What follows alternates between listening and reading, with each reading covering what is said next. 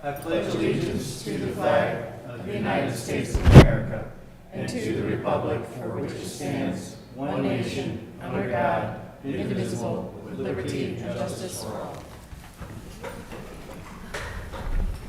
All right, everybody, welcome. Kathleen, if you could do a roll call, please. You got it. Saban. Bartleson is absent. Lobes. Here. Bergbauer. Here. Galogly. Here. McDonald. Here. Karas. Here. Kostecki. Here. We have a quorum. All right, I see our police chaplain, Steve Benarsic's here. Dear God, thank you for our great city and how we live in safety here, and even through the past few weeks of potential severe weather, how we were spared damages. And I just ask that you would just bless this spring and this summer as the activities start ramping up, the car shows, the concerts in the park, and canal days, and all the other activities we have, that you would just bless it. And I just thank you for each member here on our council and everybody that makes this city work. I just ask that you would bless them with increased wisdom and guidance and direction, and that you would just bless this meeting.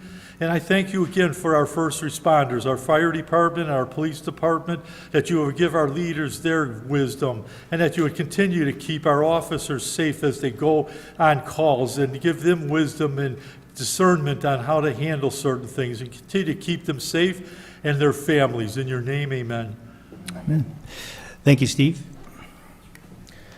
All right, friends, anybody got anything for liaison reports? I do, please. As Steve has mentioned, we got a lot of summer art series events coming up soon. We have the Monday night car shows start June 5th. They start at 4 p.m., go till August 28th every Monday, and then at 6 p.m. starts the concert in the Central Square. So the car show starts at 4, and then at 6 there's a concert in the Central Square. Fridays in the park. Those are over by the public landing. The landing will actually have an outdoor bar set up and some food items. There's a total of June 2nd, July 7th, August 4th, September 8th. So there's 4 altogether. And then we've got the Roxy Movie Night starting. The first one is a double feature on Friday, May 26th. And it's going to be Singing in the Rain and The Great Outdoors. All right. Thanks. Appreciate it, Renee. Anybody else got anything? I got a quick thing. As you guys are probably aware, Waste Management has already begun branch pickup and yard waste. That started the last week of March. But the city of Lockport does its own branch pickup. That'll take place the first week of May. So you have May 1st to get your branches out onto the street. They will make only one run through the city. And if you get missed, you get missed. Or if you don't have them out when they come by, you're lost. So, but we do have that benefit to all our members or residents. First week of May, branch pickup. I never thought of calling everybody members. Yeah, members. It's like meetings. All right. Thanks, Jared. Anything else? Yeah, I've got one thing for police report. This year's Bicycle Repair Day partnership between the Lockport Resource Center and the Lockport PD will once again be held at the Lockport Police Department. It'll take place on Saturday, May 6th, starting at 9 a.m. and end around 12 p.m. The event is a great way for students in need of community service hours for school to receive several of those hours. For more information, please call the Lockport Police Department. I would assume the non-emergency number. And then Saturday, April 29th, the Lockport officers will take part in the Special Olympics plane pull fundraiser being held at Lewis University, with a total of 31 teams overall being registered. The opening ceremony starts at 9:30, with the first plane being pulled at 10 a.m. Right on, man. What kind of plane are you guys pulling?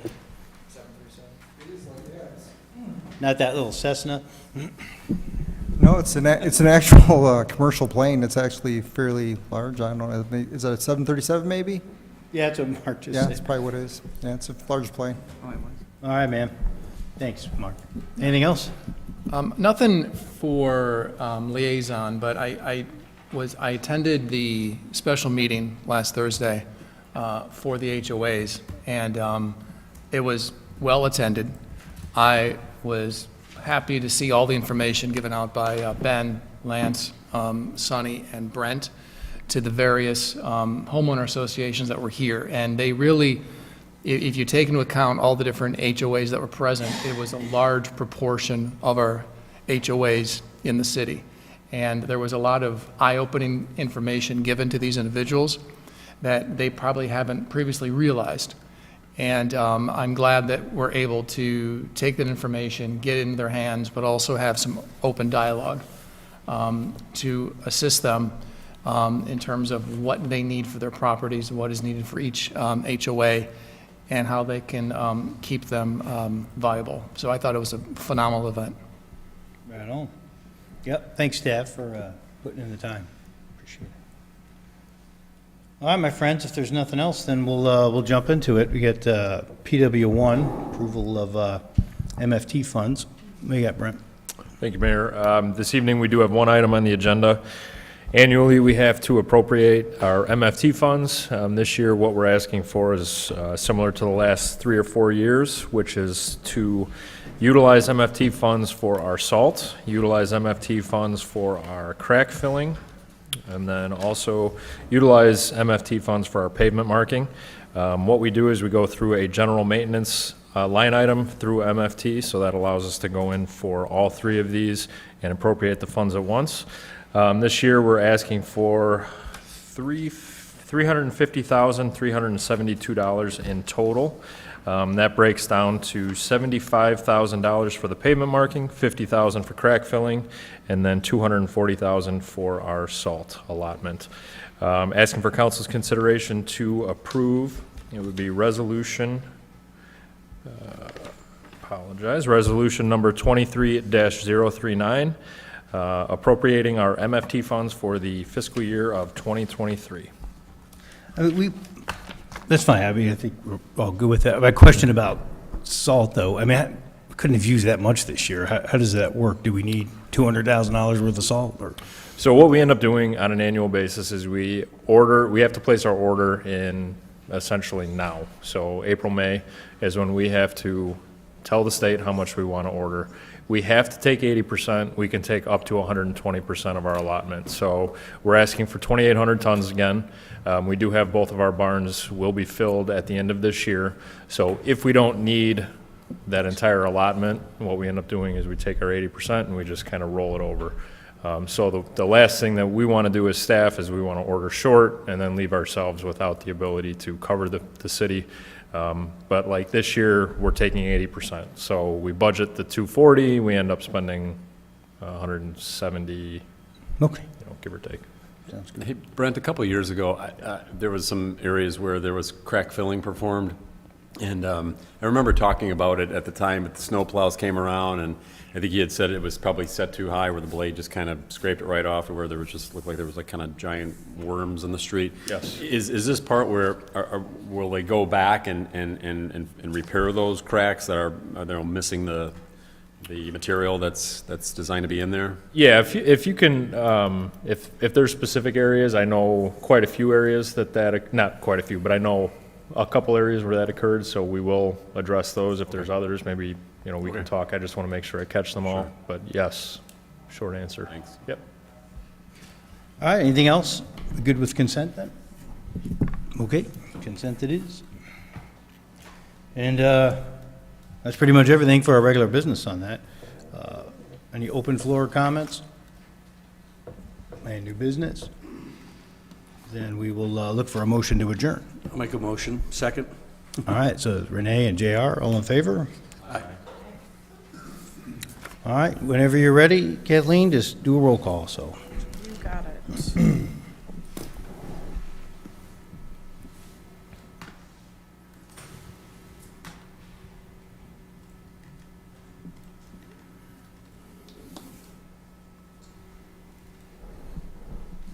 All right, roll call, 7:09.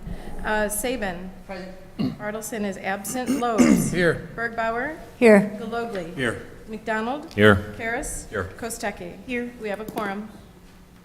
All right, so today we're looking to have a motion for a consent agenda. Second? All right, we got Mark and JR, all in favor? Aye. All right, so tonight we're looking for approval of our committee of the whole meeting minutes from April 5th, our regular city council meeting minutes from April 5th, Our ordinance 23038, which is a private activity bond. There's our bills through April 11th, our payroll ending April 2nd. Official notice of intent with Homer Glen to terminate in 2030 the wastewater agreement. There's the amendment of section 30.160 for Code of Ordinances.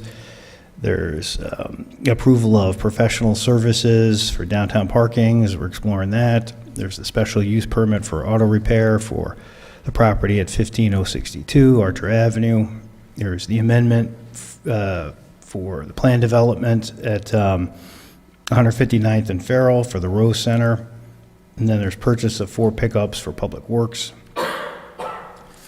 And there's an acceptance proposal for DPS equipment services. There's an the proposal from Baxter and Woodman for the Division Street wastewater treatment engineering, and then we're accepting a proposal from Baxter Woodman for the sanitary sewer cleaning and televising projects. So all that on consent tonight. Looking for a motion to approve. So moved. Second. Mark and Christina, can we do a roll call, please? You got it. Saban. Yes. Bartleson is absent. Loeb. Yes. Bergbauer. Yes. Galogly. Yes. McDonald. Yes. Karas. Yes. Kostecki. Yes. Motion passes. All right. Agenda item tonight is the involuntary annexation of the 2 parcels located at 2601 Canal. A couple things that we were talking about.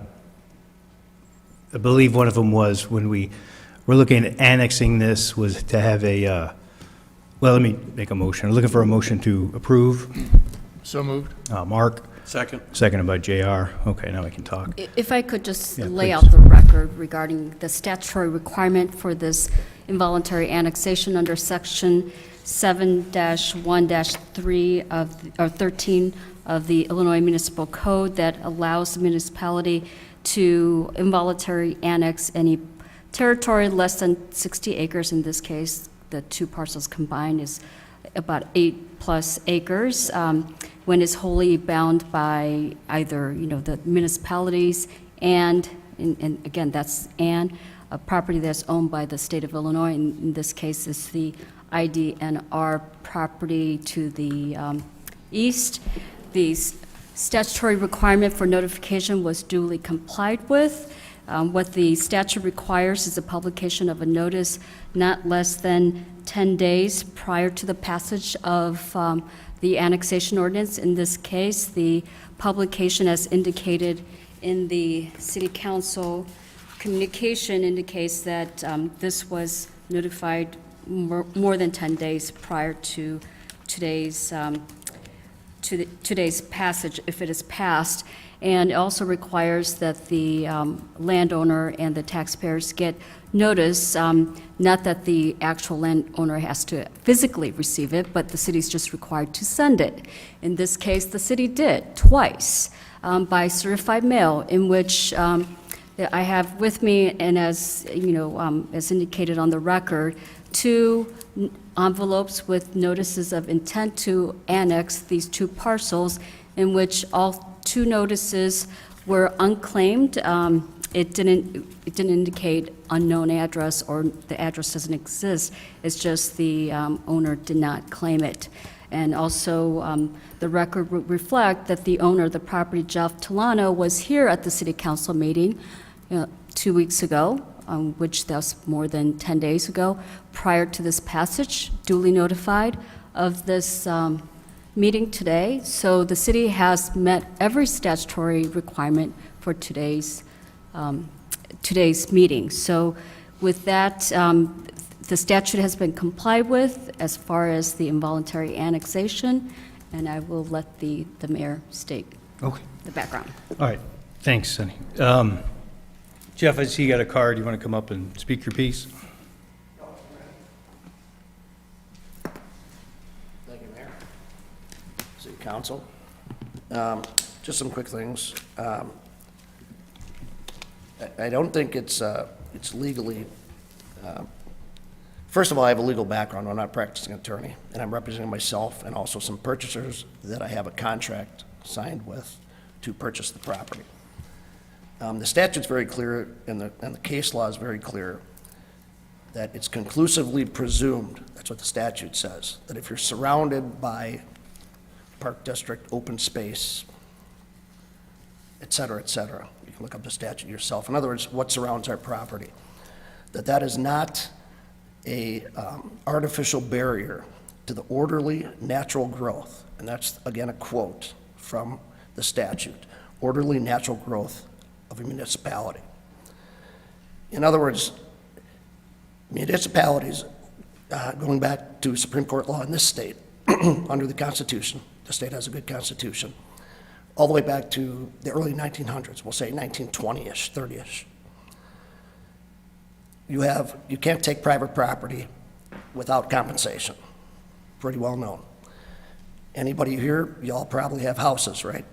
If I get together a bunch of people and we take over the city council and I become mayor in 2 years, and then I say, well, we're going to rezone all your houses to open space so that we're going to bulldoze them, and sorry, you have to move out. Sorry, you lost a bunch of money. Too bad, your property's now worth $2,000 instead of $250,000. In essence, that's what the city is proposing to do to the property that my family's owned since the early 2000s. It's been a trucking lot since then. We rented truck parking space from the previous owner. We still rent space to other trucking companies now that we're the owners.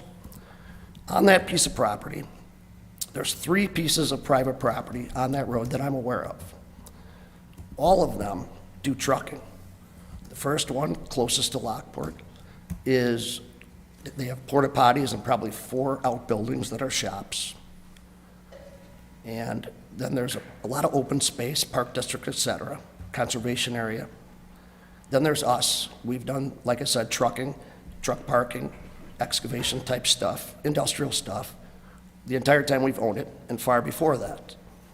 Then you go down the road further, at the very end, you have a guy that owns a bigger piece of property that does the same thing, probably has a couple hundred pieces of trucks, heavy equipment, does trucking. The entire area, from Joliet all the way to 9th Street, there's no residential. It's all industrial. There's no services. There's no water. There's no natural gas. There's no sewer service. Nobody maintains the road. We maintain it ourselves. We fill it in. I just took pictures today of the rock that I gave the paintball park, and they're filling the holes in the road. Lockport doesn't maintain it. They don't plow it. I don't think they have any intention to, although because, from what I understand, the mayor's friends with the developers of the paintball park and the haunted house, Lockport did pay to pave a road outside of Lockport in Will County, which is the road that we're on, with grindings, so generic pave, whatever you want to call it, several years ago. But they don't maintain it, they don't plow it. We do that ourselves. So the case law is very clear that if you're going to annex property, it has to be for a orderly, natural growth. There's no connection to us, to Lockport, whatsoever in any direction. We're surrounded by nature preserves and other industrial applications. If Lockport does this and then tries to basically steal the value of the property, because they're claiming they're going to take it to R1, which is residential zoning, which, generically speaking, y'all can call some realtor, takes the value and cuts it in about half. According to the Illinois Constitution, the federal Constitution, and unlimited case law, like I said, back to the early 1900s, if Lockport does that, they're going to be on the hook for a huge legal bill and a whole bunch of payout money. On the other hand, Ben and the mayor, I had a meeting with them a year ago, offered to sell the property. If Lockport really wants it, just buy it. Y'all can do whatever you want with it. I have no problem with that. I have a contract now that somebody wants to buy it. Solve all the problems that the mayor supposedly said is the problem that, they don't like the way it looks. It doesn't look nice, whatever, because it's industrial after all. And it was a junkyard for many years. So if y'all want to buy it, that would be nice, other than the fact that nobody ever approached me for a year, and now I have a contract to somebody else to buy it. And now the city's jumping in and trying to basically say that they're going to interfere with that purchase, that sale. I talked to Ben on the phone yesterday. He said that the city will look at buying it. They'd be happy to buy it. But first they want to rezone it to R1 and devalue it 50% and then purchase it. In other words, the city's admitting that they're going to pull a scam and a ripoff and steal my property from me, basically 50% of it. So, I mean, I'm not going to carry on. I could carry on and bring up case law and talk for 2 more hours here. This is what I do. I'm going to call it at that and suggest that the city council, and I even talked to Dave Oxley, who heads your planning and zoning commission. He said it's craziness. He doesn't agree that that you should be able to do this. So, but anyway, I'm going to suggest that y'all pass this, and maybe myself and the mayor and anybody else involved, and the purchasers that want to buy it from me, that I'm under contract now, so I can't even sell it to the city unless we make some mutual agreement with them, until we can have a discussion about this and all the legal stuff. And hopefully we can come to a mutually, beneficial agreement. I'm happy to sell it, solve everybody's problems, but I don't think the annexation is the proper way, and I don't think it's legal. So, thank you all. Thanks, Jeff. Thank you. Appreciate your time. Speaking your piece. A couple things, I'll address with it, is that no one is looking to take your property. And nobody cares how it looks. I've never cared how it looks. Nobody on this council cared how it looks. It was the fact that you didn't stay on your property. I asked you a year ago, just push your stuff back 20 feet so it's on your property and not on somebody else's property. I said, good fences make good neighbors. That's all we asked. That's all I asked you to do, man, was just push it off your property. And you refused to do that. So you're actually on other people's property, Jeff. So it wasn't about how it looked. It was about the fact that you encroached onto the road, onto the property. No one's looking to take your property. Rezoning it is not us taking your property, or us annexing it is not taking your property. It's just a matter of incorporating into the city. All that map is not our property. That just means people have private property within the city of Lockport. That's different than taking your property. The rub is, were we interested, or did we open it talking about buying it a year ago? Sure. That's when it was a scrapyard. Now it's a garbage dump.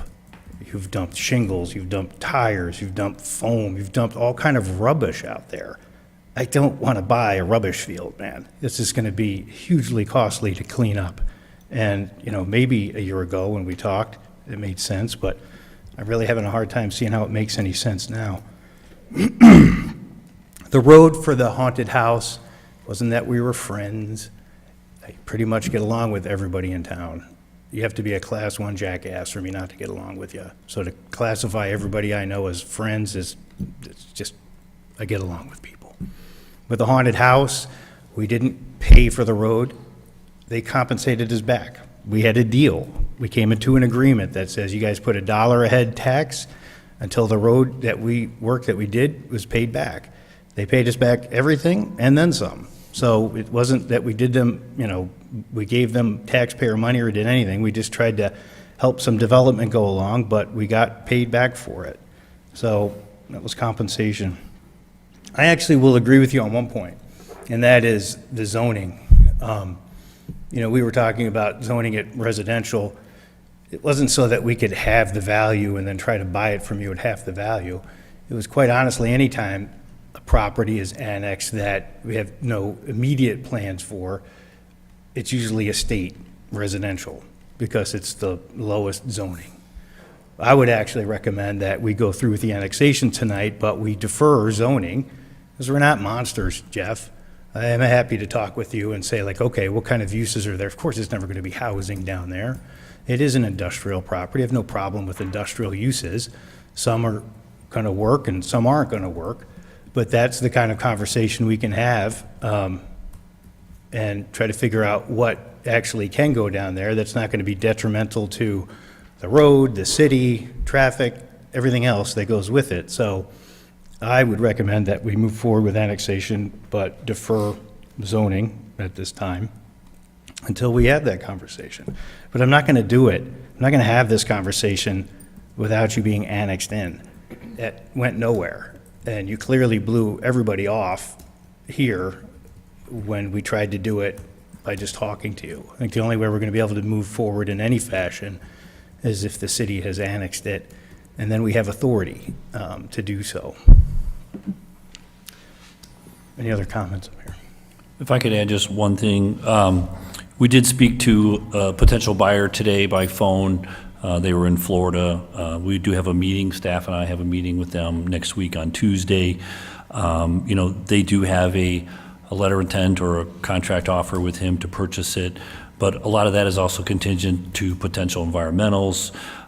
Regardless of whether it's in the city or the county, they're going to need approvals from some governing body like the county or the city for the use. They want to you know, redo it all, and you can't do all that without permits. So you either have to have a permit with the county or you have to have a permit with the city. In this scenario, if we do the annexation, then the permit and the process would be with us. So the buyers are aware of that. They have several businesses in the area, and we talked to them about what they're doing.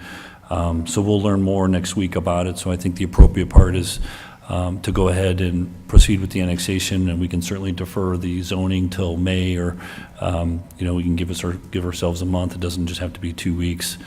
You know, maybe come back in May if we want, and make a recommendation at that time where if there is an agreement between all three parties, that it would then go back to our process of going to planning and zoning and then coming to the city council for approved use if it's agreed upon.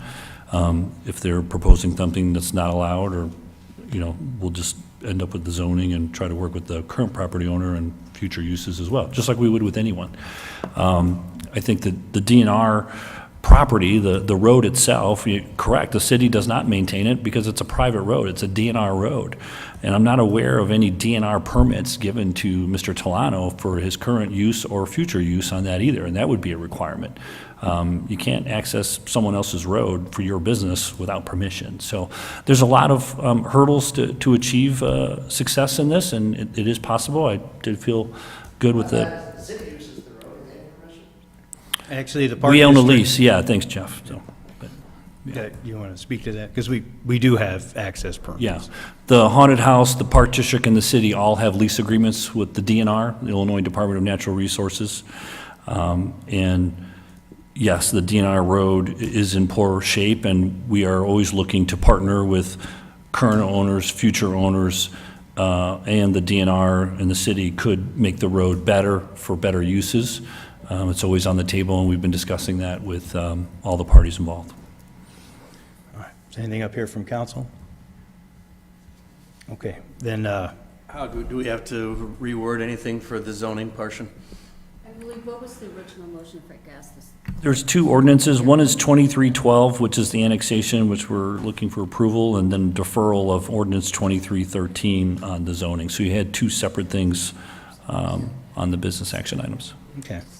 So then we'll look for approval for 23012. 23012. So let's do our vote on that, and then we can get a motion, if somebody wants to table zoning until a further date. Would that be the appropriate way to do that? Yes. Okay. So the motion then to approve 23012, which is the annexation. So we'll do a roll call for that, please. Okay. So Saban. Yes. Bartleson is absent. Lobes. Yes. Bergbauer. Yes. Galogly. Yes. McDonald. Yes. Karas. Yes. Kostecki. Yes. Motion passes. All right, then I need a council member to make a motion to table the zoning for 23013 till a further date. Second. I'd Okay. recommend May 17th is the next time we bring it back. That's fine, we could put it on for that. Okay. I mean, that's fine.